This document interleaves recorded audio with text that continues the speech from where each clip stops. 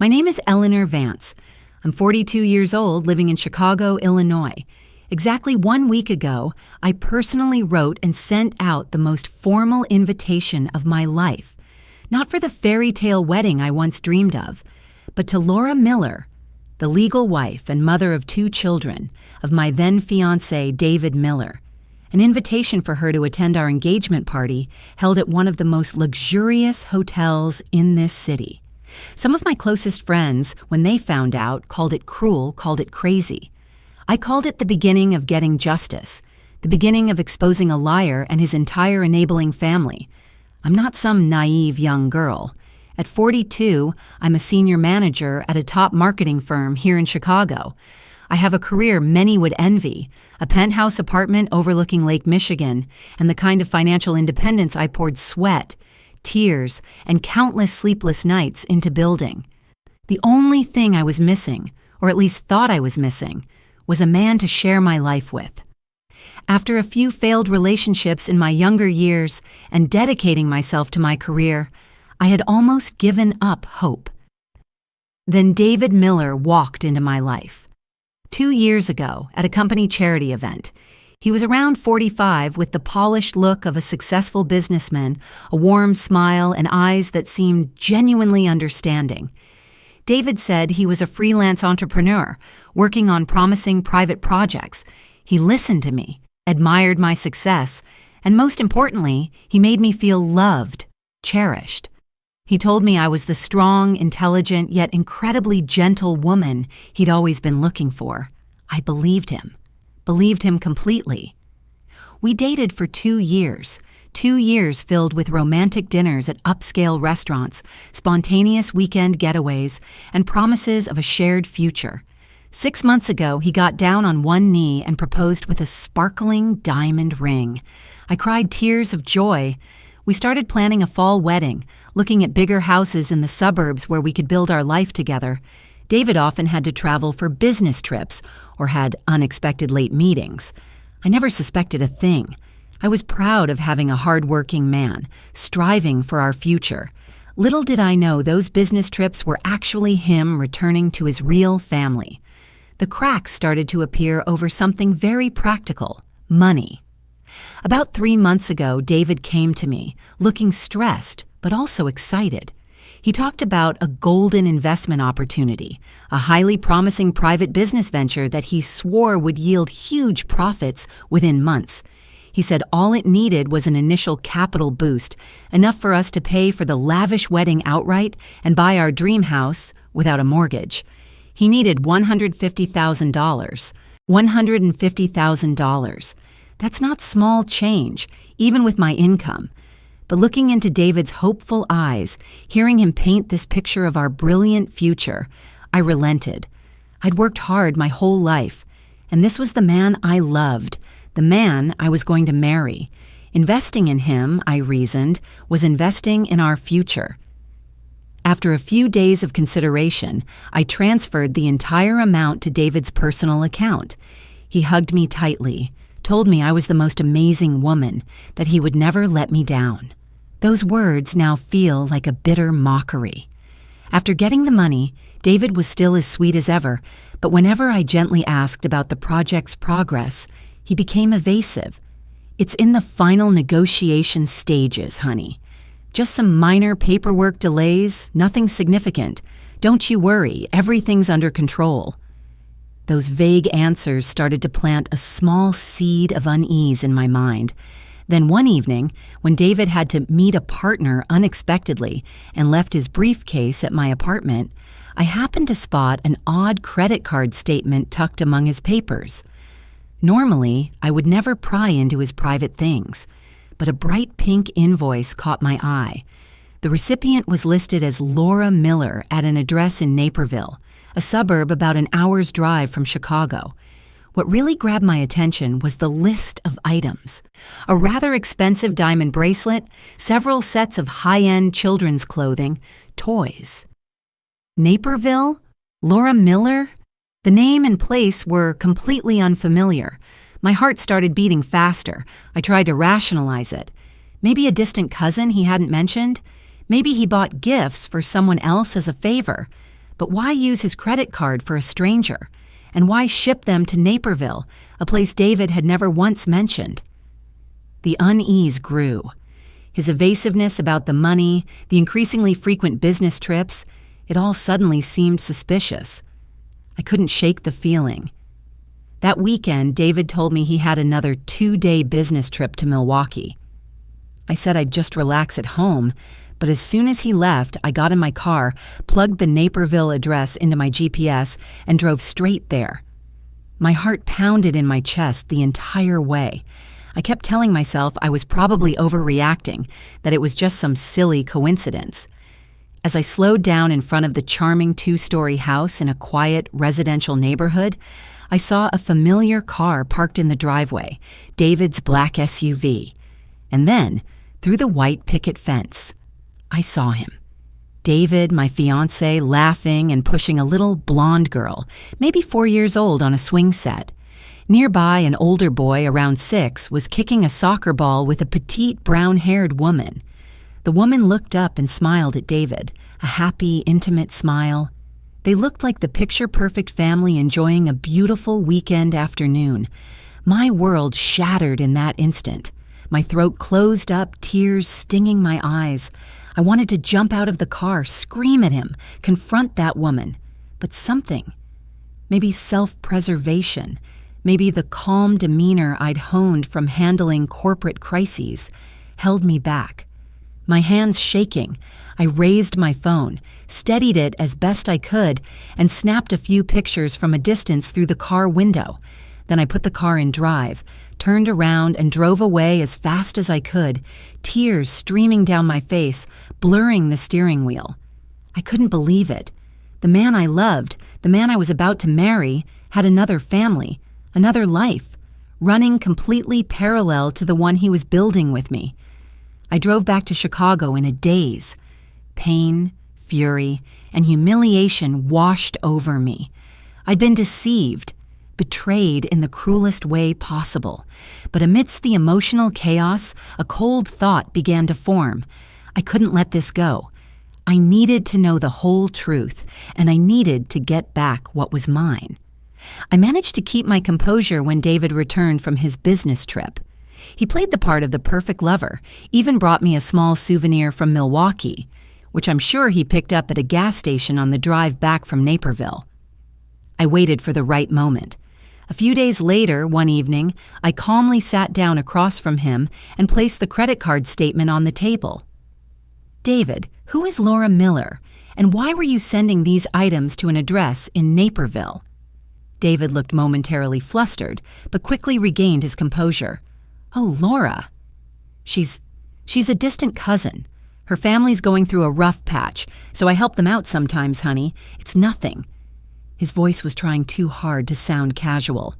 "A distant cousin?" I stared directly into his eyes. "A cousin you've never mentioned in the 2 years we've known each other?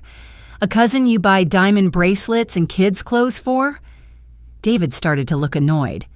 "Eleanor, you're blowing this out of proportion. Why were you snooping through my bills? Don't you trust me?" He started using the class. That's when I knew I couldn't reason with this man. He was a professional liar. But I still clung to one last shred of hope, a sliver of faith in the idea of family. I decided to talk to his mother, Carol Miller. Mrs. Miller had always been so warm towards me, constantly praising how smart and capable I was, calling me the ideal daughter-in-law. She called frequently to check in, invited me over for dinner. I thought, maybe she doesn't know, and when she finds out, she'll stand up for what's right. I was wrong, so incredibly wrong. I met Mrs. Carroll at a quiet coffee shop. At first, as I told my story and shared my suspicions, she feigned shock and disbelief. "Oh my God, Eleanor, what are you saying? My David would never do such a thing." She grasped my hand, her eyes full of fake sympathy, but when I firmly described what I had seen in Naperville, Mrs. Carroll's demeanor shifted dramatically. The shock vanished, replaced by discomfort, then annoyance, and finally, blatant defensiveness. "Listen, Eleanor," she lowered her voice, glancing around nervously. "Okay, there was Something between David and Laura. It was a mistake from his past that he hasn't completely managed to cut ties with. But you are his future, Eleanor. You're the woman he truly loves and wants to build a life with. I was stunned. His past? A mistake? Mrs. Miller, I saw him playing with 2 children. That didn't look like the past to me. Mrs. Carroll sighed. Her expression meant to convey sympathy, but her words felt like daggers. Men can be weak sometimes, dear. And Laura, she knows how to use those kids to keep him tied to her. But you need to be strong, Eleanor. You need to be forgiving. Give David a chance to fix this. Don't let this little thing ruin your chance at lifelong happiness. Maybe, she paused, looking me up and down assessingly, you should also look at yourself. Have you been too focused on your career, maybe neglecting him sometimes, making David feel lonely? Rage and disappointment surged through me. She didn't just know, she condoned it, covered for him, and even had the audacity to blame me. The contempt in her eyes as she dismissed it as a little thing burned away any remaining weakness I felt. I stood up, didn't say another word, and walked out of the coffee shop. Now I understood. I wasn't just dealing with a liar, but an entire family of accomplices. The very next day, I contacted a reputable private investigation firm in Chicago. I gave them everything I had: David's name, Laura's name, the Naperville address, my financial suspicions. I wanted to know everything, every last detail. 2 weeks later, they called me back. The results were compiled in a thick file that the lead investigator placed on my desk. The truth was even uglier than I had imagined. David Miller and Laura Miller were legally married 8 years ago. They had 2 children, a boy and a girl, ages 6 and 4. The house in Naperville was jointly owned. There was no private business venture. My $150,000 had been transferred directly into a secret personal bank account, from which he'd been steadily withdrawing funds to pay off personal gambling debts and finance his family's comfortable life in Naperville, including Laura's diamond bracelet and the kids' private school tuition. The file even contained detailed logs of David's business trips, which perfectly matched the days he spent at home with his wife and children. He had been meticulously maintaining this double life for the entire 2 years I had known him. I sat in my office, staring at the file. The tears were gone. The gut-wrenching pain had subsided. All that remained was a cold emptiness, and then a simmering rage began to build, fierce and determined. The feeling of betrayal cuts like a knife, but worse than the pain was feeling like a fool. I, Eleanor Vance, who always prided myself on my intelligence and judgment, had been utterly duped by the man I loved and his entire family. They didn't just steal my love and trust, but also my hard-earned money. The condescending look in Mrs. Carroll's eyes as she defended her son, that burned away any lingering vulnerability.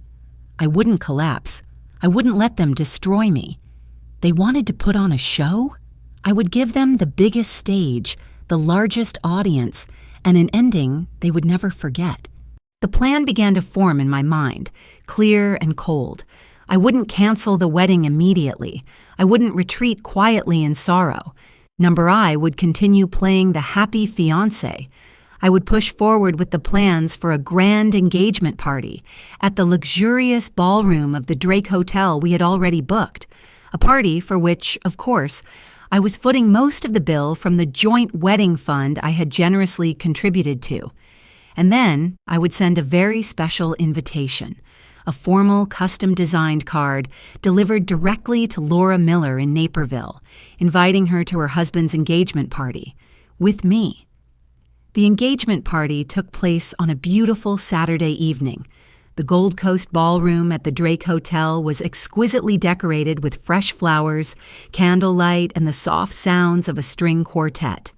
The guests arrived in droves: my close friends, senior colleagues, a few key business partners, and of course David's family, including his beaming mother Carol and sister Susan, who were greeting guests as if they were the true hostesses of the event.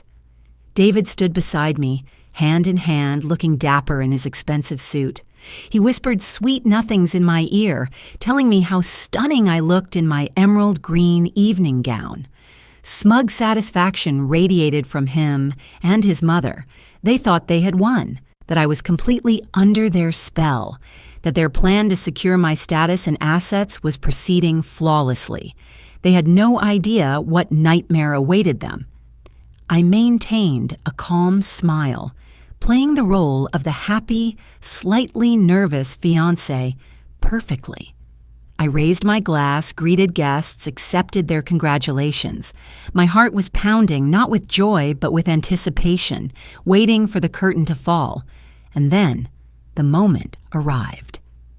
Just as the party was in full swing, as David was preparing to make a short speech, the large ballroom doors opened slightly. A petite woman, dressed in a simple dress that seemed out of place amidst the formal attire, clutching a cream-colored invitation card, stepped hesitantly inside, looking utterly bewildered and lost. It was Laura Miller. All eyes curiously turned towards the unfamiliar woman. The music seemed to fade. David, standing on the small dais, faltered mid-sentence. He turned his head towards the door, and when he recognized Laura, his face drained of all color, going from flushed to ghostly white in a heartbeat. Down below, Carol and her daughter Susan froze, their eyes wide with horror. Laura clearly didn't understand what was happening. She looked around the opulent ballroom, saw David on the stage, then looked down at the invitation in her hand as if she couldn't believe it was real.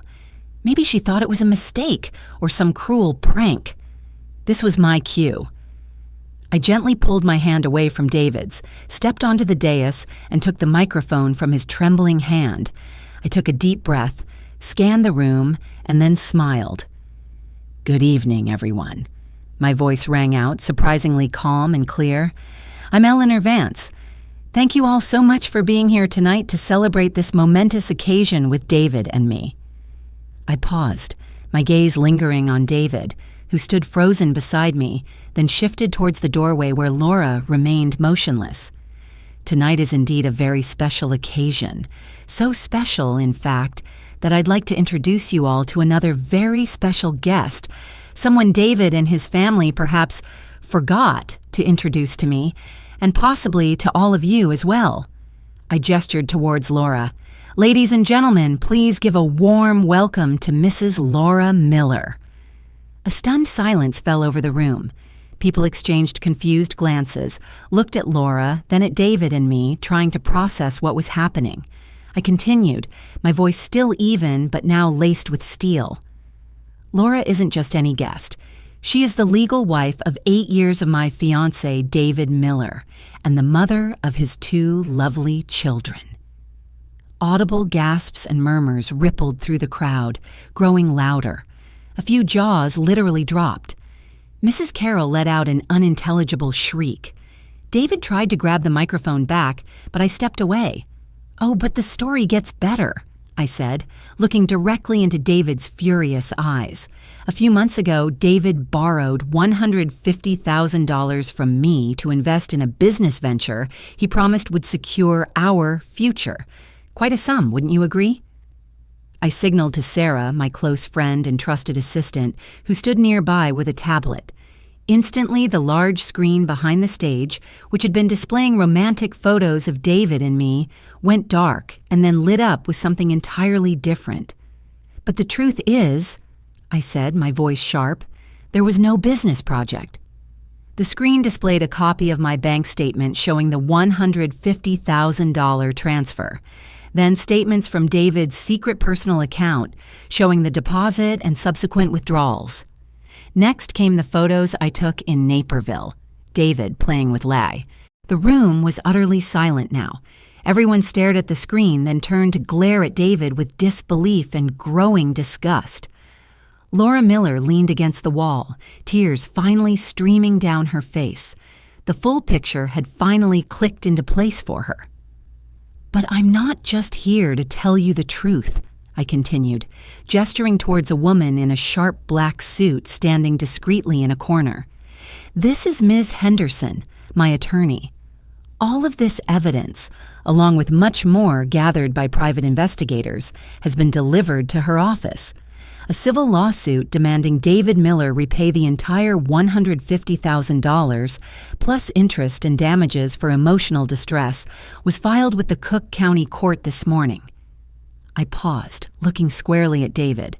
"And we are actively working with the district attorney's office to explore the possibility of pursuing criminal fraud charges." I added one more thing. Copies of this evidence documenting his deceit have also been forwarded to several of Mr. Miller's major business partners.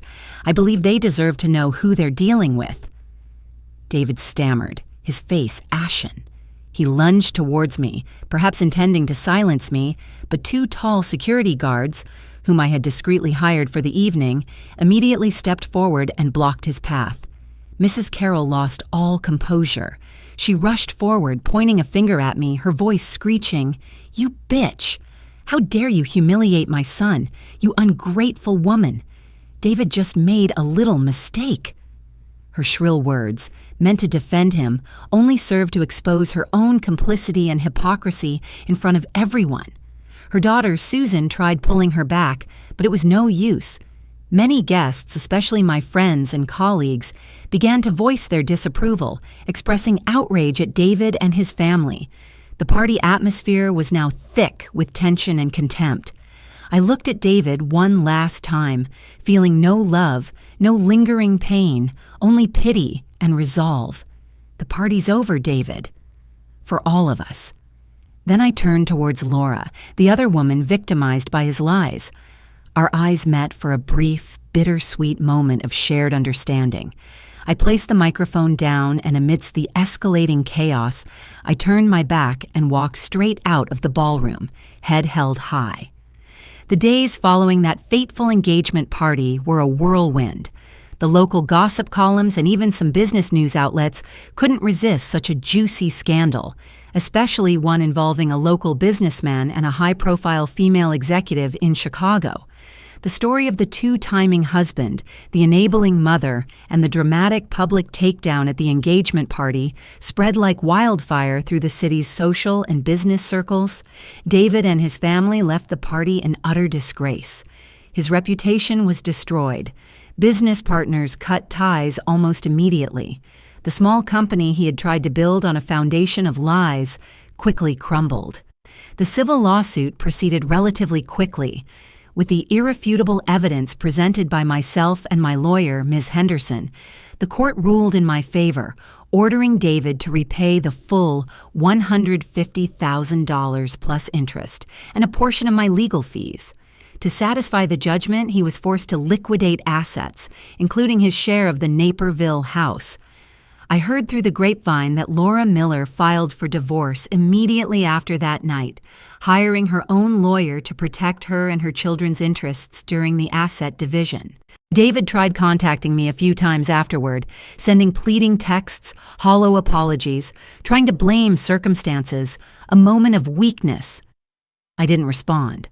I blocked his number, cutting off all contact. There was no room for forgiveness for such systematic betrayal and fraud. As for me, I won't deny it was a difficult period. The pain and disappointment didn't vanish overnight, but I refused to let it break me. I threw myself into my work with renewed energy.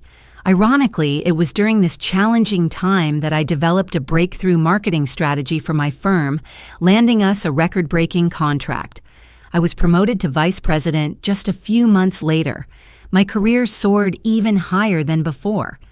I also focused on taking better care of myself, reconnecting with true friends who stood by me through the ordeal. I learned to set firmer boundaries, trust my intuition more, and most importantly, recognize that my self-worth wasn't tied to having a man by my side. They say revenge doesn't bring happiness. Maybe. But getting back what's yours, exposing the truth, and making a liar face the consequences definitely brings a sense of justice. It felt like finally removing a toxic thorn that had been embedded deep under my skin for far too long. It hurt initially, but the relief and freedom afterward were immense.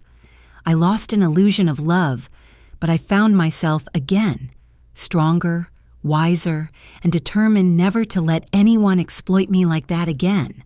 Sometimes the best way to heal isn't blind forgiveness, but fighting for what's right, for your dignity, and for your own truth.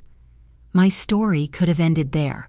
Justice served, a con man brought down, a woman reclaiming her power, but life always throws curveballs. A few days ago, I received an email from an unfamiliar address. The sender identified herself as Laura Miller. She wrote briefly saying she had finalized her divorce from David and had heard about what I did.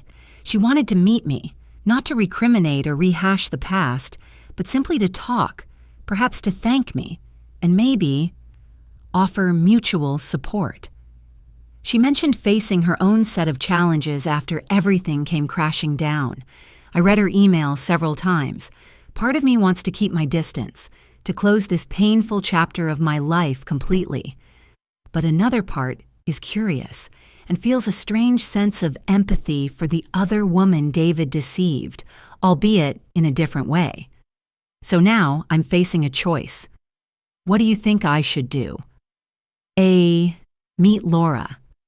Maybe two women who went through this could help each other. Sharing experiences and offering support might strengthen both of us as we move forward. Could this be a new beginning for both of us in some way? B. Don't meet Laura. The past is the past. Seeing her would only reopen old wounds. I need to focus on my own life and career and avoid getting further entangled in the messy aftermath of David Miller's life. It's best to maintain distance. Let me know which path you think I should choose.